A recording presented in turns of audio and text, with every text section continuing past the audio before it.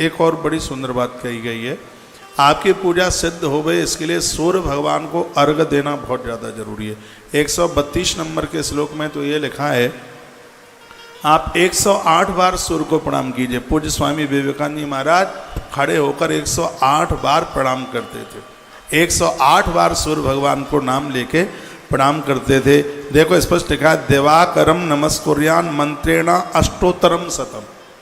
अष्टोत्तर शत यानी 108 बार सूर्य भगवान के नाम का उच्चारण करके 108 बार उन्हें वंदन कीजिए, उन्हें प्रणाम कीजिएगा। यहाँ तक लिखा है, सहस्रा अयुतम 10,000 बार भी आप कर सकते हैं। लक्ष कोटिम व्याकार्यत बुध, लाख बार भी कर सकते हैं, करोड़ बार भी कर सकते हैं, जितना हो जाए। नमस्कार आत्मयज्ञेन तुष्टांशु सर्व देवता। देखो आप सुन नहीं रहे हैं, यहाँ इस श्लोक में लिखा है, 133 नंबर का श्लोक है, जिस समय आप देवताओं को नमस्कार प्रणाम करते हो उस समय सभी देवता आपके ऊपर प्रसन्न हो जाते हैं। हे मन सोचिएगा नमस्कार करने से क्या होता है। दुनिया के लोगों के सामने हाथ आप जोड़ते हैं तो ये लोग प्रसन्न हो जाते हैं। तो नमस्कार आत्मयज्ञ तुष्टांशु सर्व देवता, सभी देवता आपके प्रणाम करने से वो प्रसन्न हो जाते हैं, वो गदगद हो जाते हैं। इसलिए उन्हें नमस्कार कीजिए, उन्हें वंदन कीजिए, उन्हें प्रणाम कीजिए। और एक बड़ी सुंदर बात कही, बहुत लोग पूजा करते समय बोलते रहते हैं, लेकिन यहाँ लिखा है कि सेव पूजा परो मौनी, मौन रहकर पूजा करें भगवान की। मौन रह करके 150 नंबर का श्लोक है इसी अध्याय का, मौन रहकर, बीच में बोले नहीं। सेव पूजा परो मौनी सत्यादि गुण संयुता। पूजा करने वाले लोगों को सत्यवादिता। यदि पूजा के समय आप झूठ बोल गए तो जीवन मिथ्या में हो जाएगा, सब मिथ्या ही। क्योंकि पूजा में जो भी कुछ किया जाए आचरण वही सिद्ध हो जाता है। इसलिए पूजा सदाचार रूप में शिव पूजा परोमोनी सत्यादि गुण संयुक्त है। सत्य आदि गुणों के साथ मौन रहकर भगवान की पूजा करें। क्रिया तपो जप ज्ञान ध्यान स्व आचरित। पूजा के समय में क्रिया, निलाना धुलाना भगवान को, जप, स्तुतियाँ, ध्यान, ये सब चीज़ें होनी चाहिए, फालतू की बातें नहीं। इससे क्या होता है, ऐश्वर्यम दिव्य देहस्य ज्ञान अज्ञान संचय। जो पूजा भगवान की करते हैं वो मनुष्य का शरीर नहीं, उनका शरीर देवताओं का शरीर हो जाता है। उसके देह से दुर्गंध नहीं, उसकी देह से सुगंधी चल करके आती है। पूजा करते करते व्यक्ति की ऐसी स्थिति हो जाती है। शिव सानिध्य मित्यते क्रियादीनाम फलम भवेत। भगवान शंकर की सानिध्य में आपने जो क्रिया की है उसका फल जरूर मिल जाएगा। अच्छा किया है तो अच्छा फल मिलेगा, और बुरा किया है तो बुरा फल मिलेगा, बच नहीं सकता व्यक्ति। शिव सानिध्य मित्यते क्रियादीनाम फलम लवेत। आपने जैसी क्रिया की है, जैसा व्यवहार, जैसा विचार रखा है, उसका परिणाम मिलने ही वाला है, वो रुकेगा नहीं। यह श्लोक नंबर 151 में लिखा है कि शिव सानिध्य मित्यते क्रियादीनाम फलम लवेत। आपने भगवत आराधना पूजा में जैसी क्रिया की है उसका फल मिलने ही वाला है, वो रुकने वाला नहीं है। इसलिए कहा गया कि पूजा के समय पर कोई खोट न हो जाए, कोई त्रुटि न हो जाए, कोई गलती न हो जाए, इस बात का साधक को बहुत ध्यान रखना चाहिए। पार्थिव पूजा की बात कही गई है। क्या निवेदन किया गया है कि जैसे सभी मंत्रों में ओमकार श्रेष्ठ है, उसी प्रकार से सभी लिंगों में पार्थिव लिंग श्रेष्ठ है। 11 नंबर का श्लोक है, मैं बोल रहा हूँ, यथा सर्वेषु मंत्रेषु प्रणवो ही मान स्मृता। अध्याय नंबर 19 है। जैसे प्रणवों में मंत्र है, शिवलिंग में पार्थिव पूजा को ऐसे ही माना गया। यथा पुरीषु सर्वासु काशी श्रेष्ठ तमां स्मृतः। जैसे पुरियों में काशी श्रेष्ठ है, उसी प्रकार से लिंगेशु पार्थिवम श्रेष्ठ मुच्यते। सावन का महीना चल रहा है, हो जाए तो मिट्टी के शिवलिंग बना करके पूजा कर लेना। कहा गया है कि लिंगेशु पार्थिव श्रेष्ठ मुच्यते। पार्थिव पूजा वैसे ही श्रेष्ठ है। यथा व्रतेषु सर्वेषु शिवरात्रि व्रतम परम। जैसे शंकर के भक्तों के लिए शिवरात्रि का व्रत श्रेष्ठ है, तथा सर्वेषु लिंगेषु पार्थिवम श्रेष्ठ मुच्यते। उसी प्रकार से पार्थिव पूजा भी अपने आप में उसी प्रकार से श्रेष्ठ है, ऐसा वर्णन किया गया है। कहा गया त्रसंध्यम योर्च लिंगे कृत्वा बिल्वेन पार्थिवम।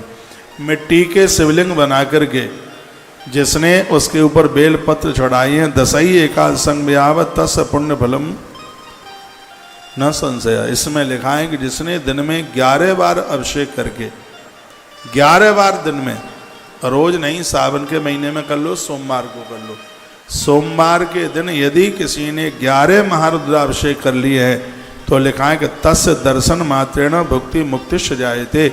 ऐसे व्यक्ति का दर्शन करने से सगरे पाप कट जाएंगे, भक्ति हमारे पास चल करके आ जाएगी। श्लोक नंबर 22। दशैकादशकम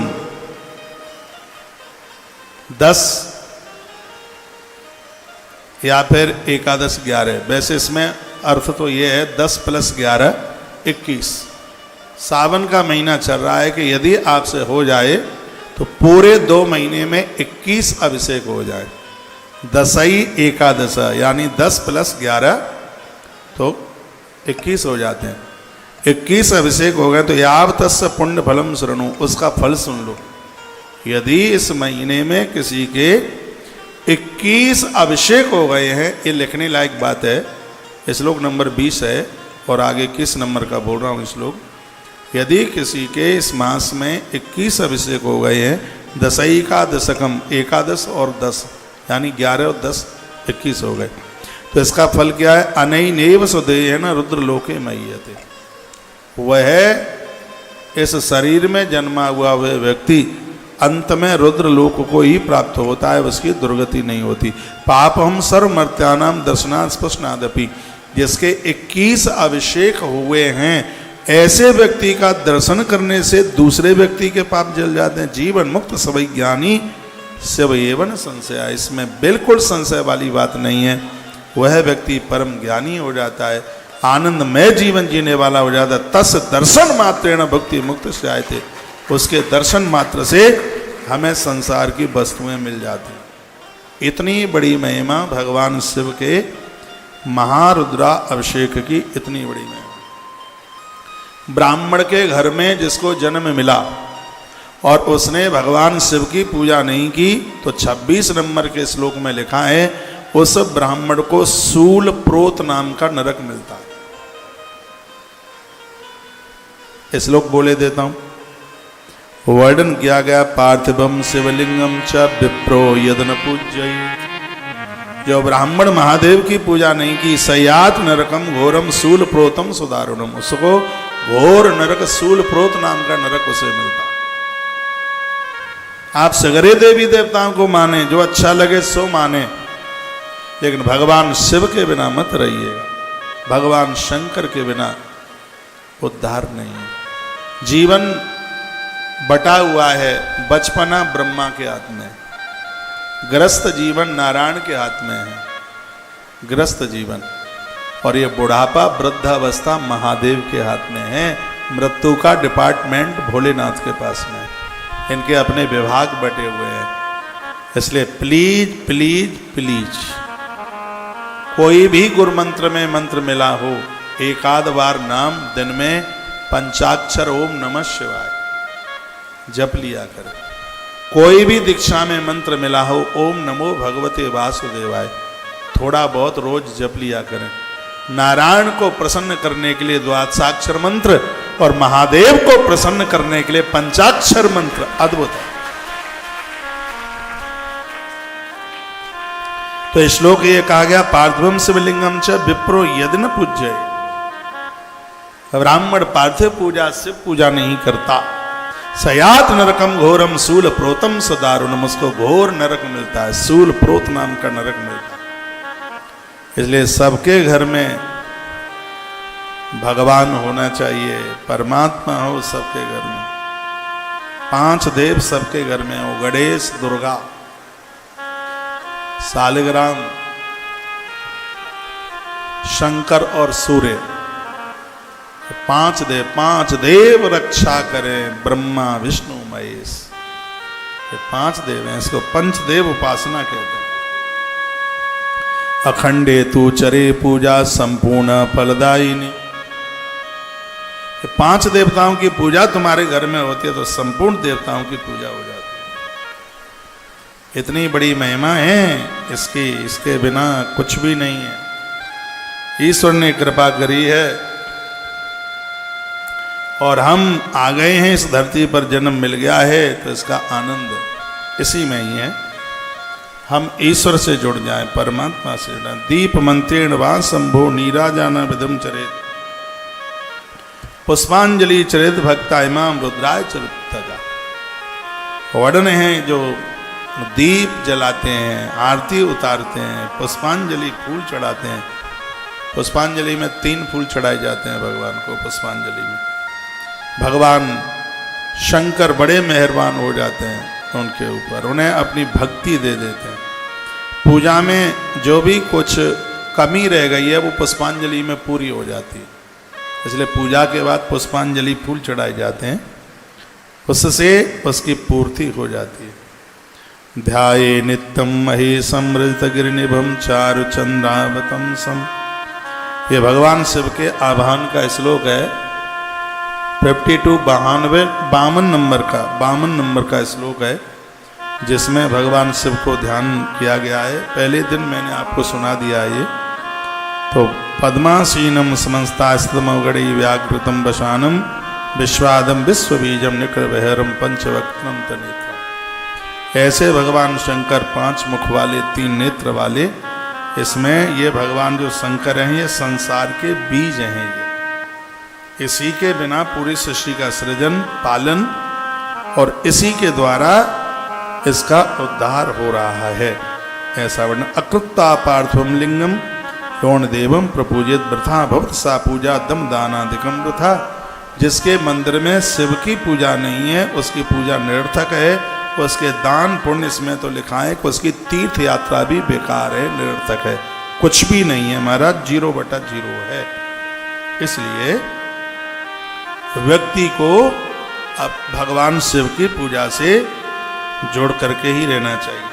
लेकिन धन को चाहने वाला पुरुष शिव की पूजा करे, पुत्र चाहने वाला पुरुष शिव की पूजा करे, सम्मान चाहने वाला पुरुष शंकर की पूजा करे, मोक्ष चाहने वाला पुरुष शंकर की पूजा करे, और बुढ़ापे में ज़्यादा कष्ट में है, अब मरना चाहता है तो जल्दी दुनिया छोड़ करके अब चला जाए बिना कष्ट भोगे, तो भी वो महादेव की पूजा करे, भगवान शिव की। भगवान शंकर हैं, सर्व प्रकार से इस जीव का कल्याण करते हैं। तो भगवान महादेव की इस पूजा के बारे में इतना कुछ कहा गया। और एक बात, इतनी अच्छी बात कही है, क्या कहा है? कलयुग में उद्धार के लिए सबसे श्रेष्ठ पूजा है वो शिवलिंग भगवान शंकर की पूजा। श्लोक बोले देता हूँ। इसके 21 नंबर के अध्याय का 25 नंबर का श्लोक है।